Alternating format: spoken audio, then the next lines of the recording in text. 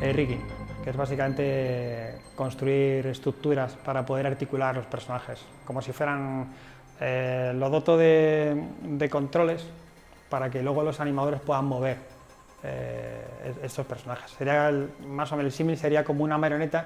Yo construyo, alguien que construye la marioneta y yo le pongo los hilos y las articulaciones. Es bastante similar a una animación, a una película de animación 2D, en cuanto a que hay muchas especialidades.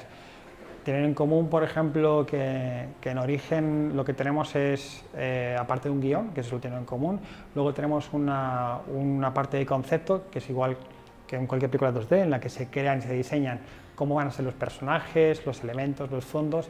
A partir de ahí podemos empezar a trabajar en 3D, ¿vale? De dos formas, porque el guión sigue en paralelo creando un storyboard y de ahí sigue también creando una película animada de ese storyboard, ¿vale? Entonces en paralelo se abren estos dos campos, se empieza a construir los personajes, los fondos, los props, que son los elementos que manipulan los personajes, ¿vale? En 3D, se les da color, ¿ok? Por simplificarlo un montón.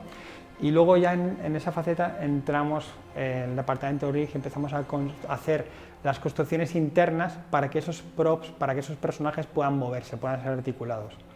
Esa es otra especialidad. De ahí pasamos al departamento de layout.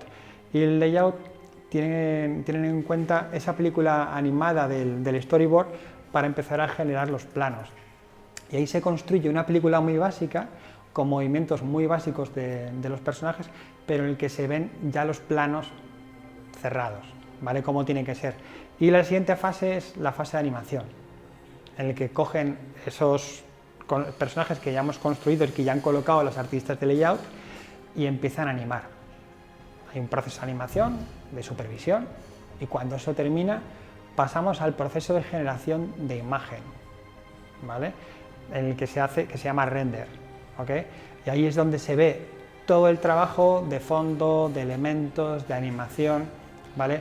Para generar esa imagen, previamente, que me he saltado, hay un proceso de iluminación, ¿vale? Que es muy parecido a la iluminación real, ¿okay? Y una vez que termina de iluminar, se genera esa imagen, y cuando se genera esa imagen pasamos por un proceso de postproducción, en el que se le puede desde talonar o corregir los colores, a incluir efectos de tipo 2D, en el caso de una serie de animación, ¿vale?